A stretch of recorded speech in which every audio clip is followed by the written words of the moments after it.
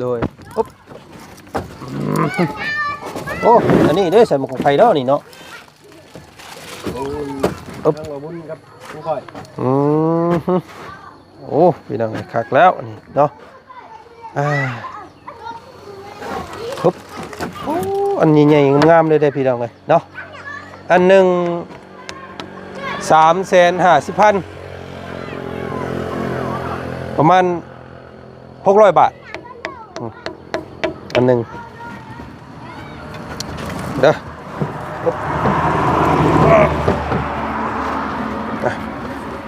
เดินออกเด้อปึ๊บเอาไปป้าไปตารางเพื่อนเจ้าก่อนพี่น้องเลยอุ๊บเด้อโดยโอ้นี่ดิเห็นบ่นี่แต่ซ่องกูเสกกูสาวในซ่องอย่างนี้แต่เก่านี่เนาะนี่บ้านนี่ก็หูนึงโอ้จะเจาะรีบอดอกหูนี่พี่น้อยเนาะเป็นยังคือโบเลนลงมาเบิ่งนี่พี่น้องเลยเนาะโจ๊กเกี้ยบุญแล้วบุญอีกนะนี่จกได้จกอีกอยู่พี่น้องเนาะ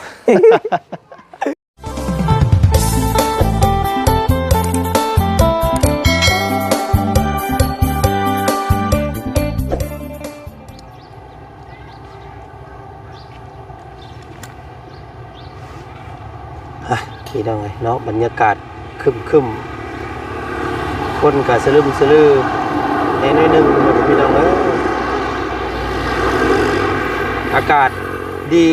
ตอนเช้าเนาะทางพวกเฮากะตัดภาพบรรยากาศมาทางพี่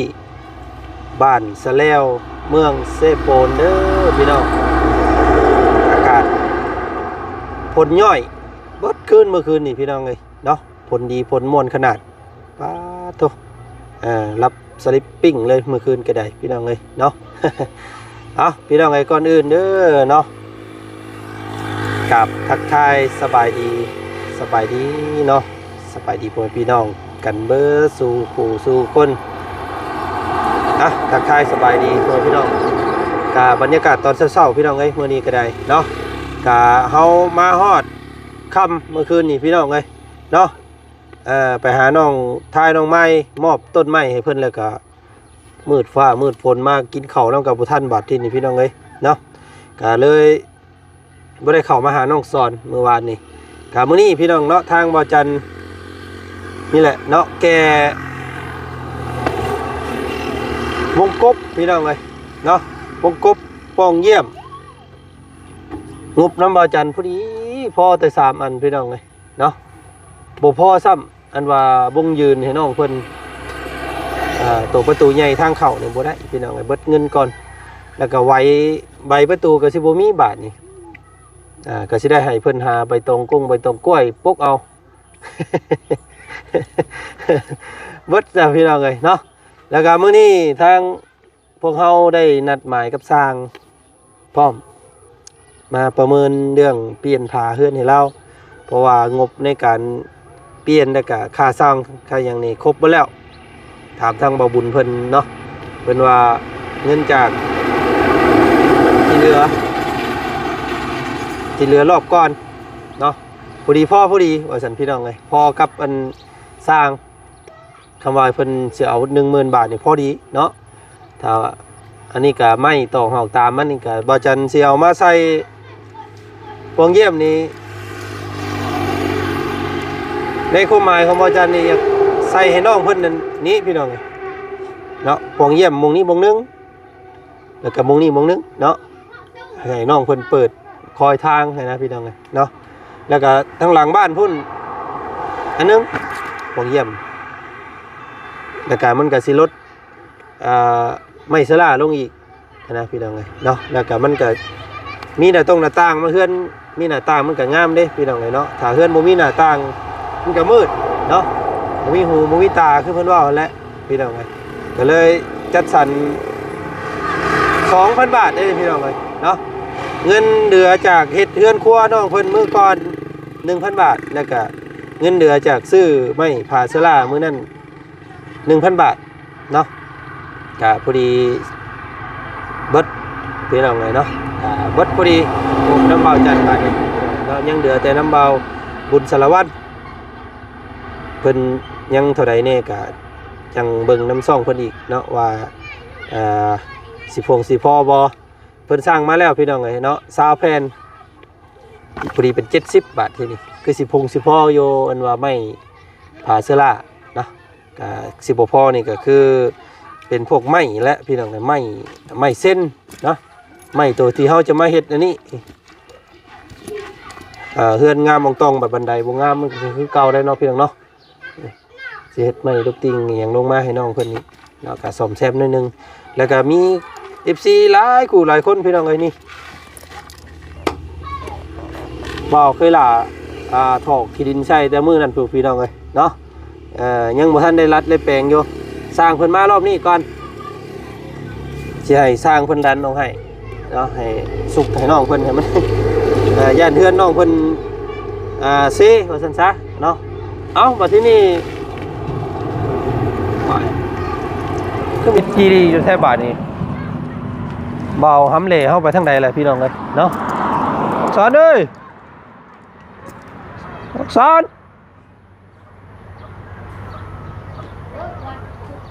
สอนเอ้ย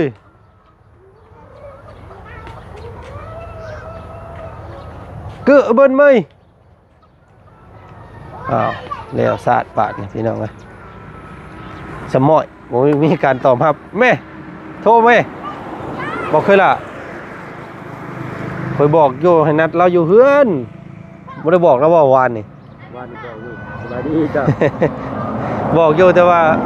ที่เป็นไปหาเฮ็ดเวียกเฮ็ดงานจะให้พี่น้องเอ้ยเนาะบ่ได้อยู่ได้คนผู้นี้ได้เนาะบ่อยู่เฮือนดิเนาะน้อยนักเราจะอยู่เฮือนน่ะนอกจากบ่สบายแล้วก็พักผ่อนแบบว่าเมื่อยแห้งนะพี่น้องเอ้ยเนาะไปทางใดไปให้เว้าเคยล่ะเพิ่นโทรหาน้องเพิ่นก่อนพี่น้องเอ้ยเนาะแต่ว่าเมงกะไซเพิ่นยังอยู่ได้มื้อนี้พี่น้องเอ้ยนี่เนาะคือสิบ่ได้ไปไกลดอกตำบึงคำว่าอยู่กะอยู่ป่าอยู่ดงพุ่นแหละตำบึงนี่เนาะได้ดอกได้มาหาแน่อยู่เพื่อนเนาะยังมาให้เด้อของเด้อ เพิ่นรับอยู่บ่ เป็นบ่ทันตายครับ ตายคักบาทนี่พี่น้องเอ้ยเนาะนี่แหละว่าจันสิใส่มุมห้องนี้นึงห้องนี้นึงพี่น้องเอ้ยเนาะให้โซนหน้าบ้านของน้องเพิ่นเนาะเพราะว่าห้องข้างในนี่สิบ่ได้กั้นดอกพี่น้องเอ้ยเพราะว่าน้องเพิ่นก็สิลงมานอนพี่อยู่แล้วเนาะ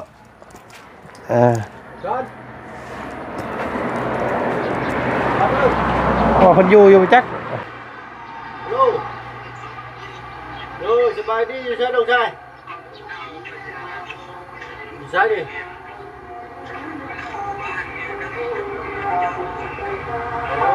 มาแบกอันนี้แน่มาไอ้เอานี่มาให้ น้องว่างเขาว่าจะบอกว่างเขาว่าจะพูดอยู่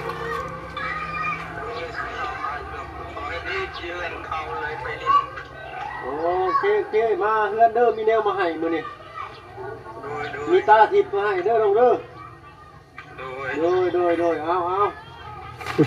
กำลังมาหน่อยเนาะใช้สัญญาณเดิมไม่ได้พูดเลยทำมึงเนาะทางบ้านเพิ่นเลยตะเบิ่งเนาะหาจีบสาวบ่เนาะเป็นไปเรียกไปฮีดไปเย้าเอาไปฮีดไปเยาไปเยาเพิ่นเอิ้นเยาเยือนเยาแบบว่าป่วยแหละเยาเพิ่นเอิ้นเยาบ้านเฮาเอิ้นเนาะไปเยาอันเยาคนเยาแบบว่าเพิ่นบ่สบายแหละเย้าเยือนเยาดูมันเย้าเยือนแบบเพิ่นอันไปแล้วก็เป่าแค้นแล้วก็เทศห้องให้ใส่บ่เพิ่นอยากกินหยังผีนะพี่น้องเอ้ยเนาะโอ้โหมือตะคือมาเลยพี่น้องเอ้ยเนาะมาว้า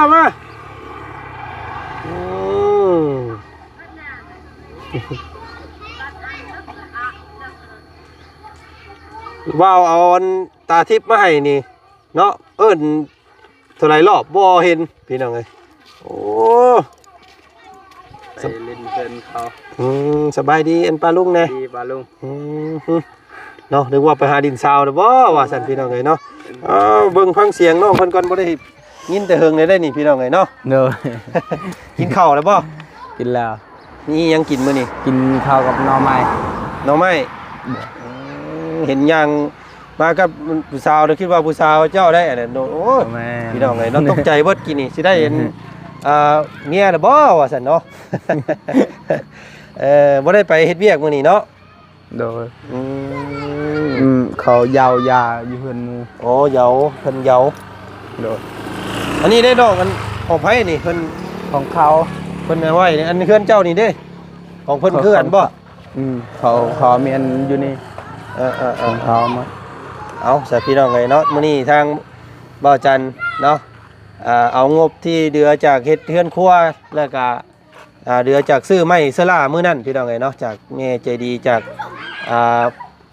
พ่อใจดีเพิ่นพี่น้องไงเนาะซื้อตัวนี้มาให้น้องเอ้ยเนาะ โดย ตัวเอาบ่เคยละมาจะจับให้อันบ่าวจันทร์เนี่ยถ้าหับเด้อน้องเด้อ โดย โอ้อันนี้เด้อใส่หมวกของไฟเนาะนี่เนาะ ทั้งว่าบุญกับผู้ค่อย โอ้พี่น้องคักแล้วนี่เนาะปุ๊บ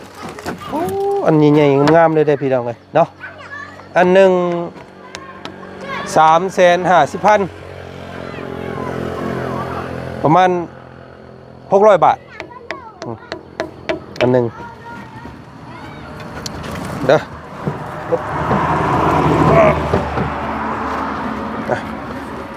เดินออกเด้อปึ๊บเอาไปป้าไปตารางเพื่อนเจ้าก่อนพี่น้องเลย โอ้ยหนักแท้ นักเนาะ โอ้บาทนี้พี่น้องเลยเนาะเพื่อนน้องเพิ่นคือสิงามแล้วบาทนี้พี่น้องเลยมีหูมีตาแหละมี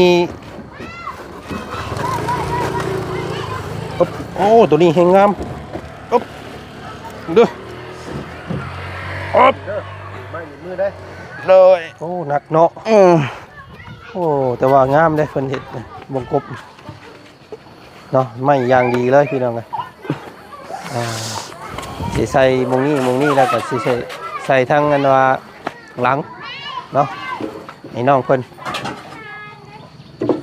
มันจังงามเนาะเวลาแขกคนมา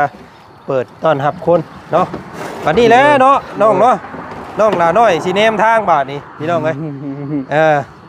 เดี๋ยวเห็นเฮือนงามแล้วนี่ห้วยแนมทางเลยได้บาดนี้พี่น้องเอ้ยแซมสาวเนาะอึ๊บอึ๊บเด้อ โดย โอ้โ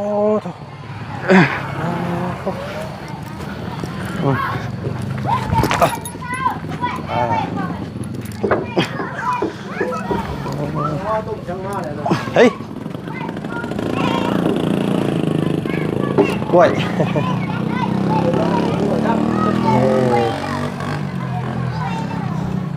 โซ่เนาะกะพังเบิงโมเมนต์มือนี่กับมืออื่นเด้อเพิ่นสิมาโอ้ยเนาะ เอาอีกแล้ว เอาอีกแล้ววันนี้พี่น้องเลยเนาะเพิ่นสิมามั่างเฮือนเจ้าเนาะ โดย มีแต่ให้ทางทุกพ่อเพิ่นเอิ้นบอกเฮือนบอกซ่านนั่นแหละเนาะพากันมั่างอีกพี่น้องเลยเนาะโอ้ไม่หลายเติบเด้มันบ่เป็นแต่ไส้ดอกเนาะไม่ผากระจาดเนาะ โดย ไม่ผากระตาดเฮามั่างเฮาตีออกแล้วก็เก็บไว้อันไปข้างทันข้างนี้นั่นแหละเจ้าก็ได้เนาะข้างของน้ำเจ้าคือเก่า โดย ของน้ำก็ยังบ่ทันได้หุ่มได้ห่อพี่น้องเลยพอดีข้างไปข้างเดียวเนาะ โดย ท่อพี่น้องเลยเอาดีใจน้ำน้องเพิ่นแต่ว่ายังบ่ครบซ้ำเนาะยังขาดโตนี่น้องเลยโตวงที่จะเปิดเข้าห้องเจ้านี่ โดย เนาะ โดย ราคาซ้ำกันพี่น้องเลย350,000คือกันเนาะแต่ว่างบเบิดก่อนทางระเบ้าก็ได้เฮ็ดอันนั้นซื้อตามงบพี่น้องเลยเนาะ ส่วนใบส่วนหยังมันก็ยังคือกันเนาะยังบ่มีใบนี่รู้สึกว่าสิใบละ300,000กีบใบหนึงใบนี่นะซาซื้อน้ำห่านเพิ่นตะเกาเนาะทุกพ่อไปใช้ซะ เราไปหาเห็ด เฮ็ดยังน่ะ เห็ดคายนะเห็ดคาย เฮ็ดขาย โดย บ่แม่นเฮ็ดขายบ่ เห็ดคาย เฮ็ดมาขาย เอา เฮ็ดยังมาขาย เห็ดเขาเห็ดยาได้นั่น โอ้เฮ็ดอันที่มันเกิดต้นไม้ใหญ่ๆนั่นบ่ใบใหญ่ๆอันเป็นหลอกใหญ่ๆนั่นบ่ บ่แม่น เฮ็ดดินจื้อบ่เฮ็ดหยังเพิ่นเอิ้น เห็ดมันได้อยู่หน่อไม้นั่น อ๋อมันอยู่น้ำกอหน่อไม้ เฮ็ดหยังเด้บาดนี่พี่น้องมีบ่มีให้อ้ายเบิ่งบ่ บ่มีและเรายังบ่มือ อือ หาก็ไปหามื้อนี่โลเท่าไหร่ขายเป็นโล อ๋อโลเท่าใดเนาะ ได้โล80 70เท่า อ๋อ นั้นหมดมือพุ่นแล้วจึงได้บ่แห้งได้โล มั นึ น ง หายากเนาะ ดอกใหญ่บ่ บ่ได้ใหญ่บ่ฮอดชำนี้ชำนะ มันขึ้นมาน้ำกอไม้ มันเป็นดอกมันชำนี้ใหญ่เทื่อก็ชำนี้แหละใหญ่สุดแล้วชำนี้ใหญ่ดอกมันแต่ตีนมันน่ะตีนมันยาวขึ้นน้อยๆชำนี้นะใหญ่ๆหน่อยหนึงนี่ชำนี้ตัว ตีนมัน ตีนมันใหญ่ขึ้น เฮ็ดอันดอกบางๆน่ะไปจัก เพิ่นเอามาขายแล้วเพิ่นเอาไปเฮ็ดยาบ่ โดย หมดบ่ได้เอามากินบ่ เอามากินยังเขาตายแล้วกินได้ เฮ็ดเบื่อนี่ก็ไผ่นะเฮ็ดดอกน้อยๆนะ เฮ็ดสิมันเราอันพื้นมันสิได้แหล่เนาะใครเห็นแล้ว เห็ดตัวอื่นเขากินเห็ดนี่ให้สิกินมัน เดี๋ยวอันบัดตัวพอมาแล้วให้เราจงไว้จักหลอกหนึงให้นี่เด้อ โดย เบิ่งได้พี่น้องเทื่อ บ้านเรามีลายเนาะ เทื่อบ้านเฮามีหลายก็สิหาขึ้นมาขายหน้าเฮาก็ได้พี่น้องเอ้ยเนาะ โดย เอาพี่น้องเอ้ยเนาะก็นี่แหละน้องเอ้ยมื้อนี้ก็เนาะฝากให้น้องขอมุกขอบใจทั้งพ่อใจดีและก็แม่ใจดีเพิ่นแน่เนาะ โดย ที่เพิ่นซื้อประตูงามๆพี่น้องเอ้ยมาให้เราพอได้ซองเบิ่งผู้แสกผู้สาวบัดเลยเนาะบ่ซองบางคู่บางคนนำถนนหนทางเนาะก็มันบ่มีหน้าต่างเนี่ยเฮาสิซองก็ให้น้องเพิ่นซองแต่เก่าฮู้ว่าพี่น้องเอ้ยเพิ่นซองแล้วใช้เจาะหูน้อยๆซอง เห็นบ่เห็นเพิ่นเจาะในผาเห็นบ่ ยอดีบ่ เอาดีแล้วนี่มาเบิ่งแน่นี่เจาะมาเบิ่งแน่ ฮะ ชอบอลิ นี่แต่เก่าแล้วเราเจาะแล้วอันนี้มาเจาะเบิ่งนี้นี่นี่ดิเห็นบ่นี่ โอ้ย ซองผู้ชายผู้สาวในซองอย่างนี้แต่เก่านี่เนาะ นี่มัน เก่านี่ก็ฮู้นึง โอ้จะเจาะลีบ่ดอกนี่หูนี่พี่น้อยเนาะเป็นหยังคือบ่เล่นลงมาเบิ่งได้ นี่พี่น้องเอ้ยเนาะโจดเกียกบุญแล้วบุญอีกนะนี่จกแล้วจกอีกอยู่พี่น้องเนาะ ตายแล้ว โอ้ยบ่ดีไอ้สิอันเอาใส่อยู่นี่ให้เจ้าเลยเด้อ ให้เปิดให้บ่แม่นสิไปเจาะ บ่ไปเจาะคือเก่าเด้อไปเปิดเอาบาดนี้เนาะเวลาแขกเจ้าอยากแนมแขกแนมคนน่ะเจ้าหิ้วใบมันออกมา โดย แล้วก็เอามุงนั้นอันนึงสิใส่ให้แล้วก็ใส่ข้างต้นไม้ใหญ่พุ่นอันนึงเพื่อให้เจ้าได้คอยทางนั้นนำเนาะ โดย เอาพี่น้องเอ้ยก็ติดตามเบิ่งเนาะว่า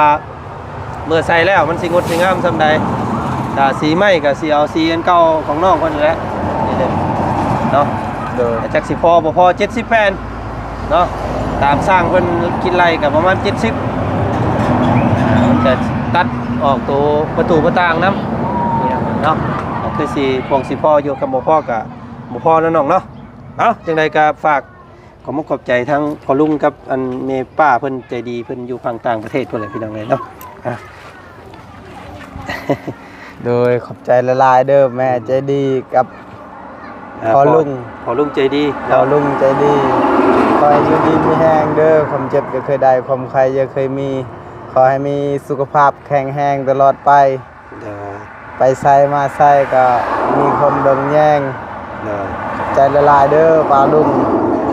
FC สุขุสุคนเนาะ กับ FC สู่ครูสุคนขอบใจละลายเด้อที่มาเบิ่งซองและติดตาม โดย ขอบใจละลายกับปลาลุง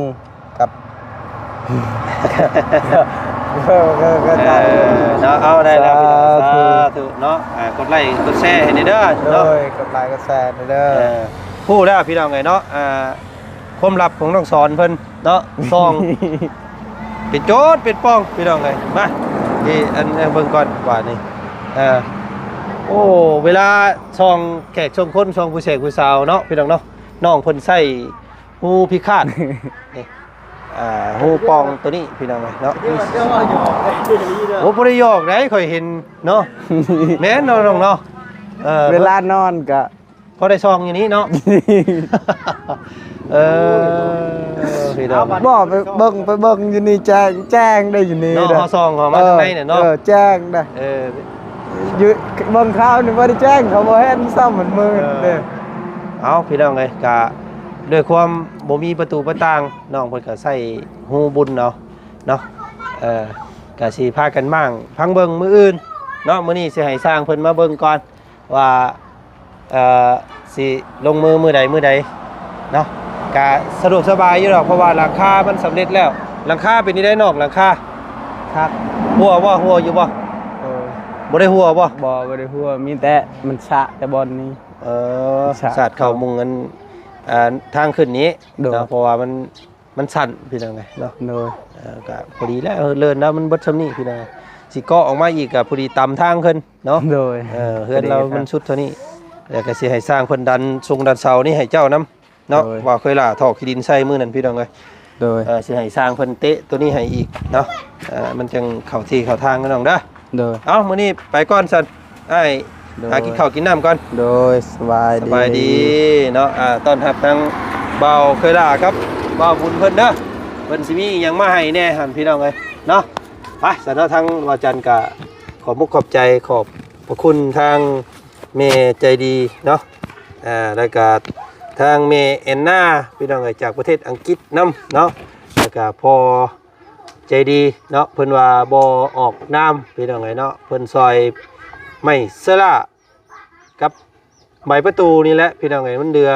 จากซื้อไม่เสละ 1,000 แล้วก็เดือจากเฮ็ดเฮือนครัวมื้อนั้น 1,000 เนาะก็พอดีเบิดพอดี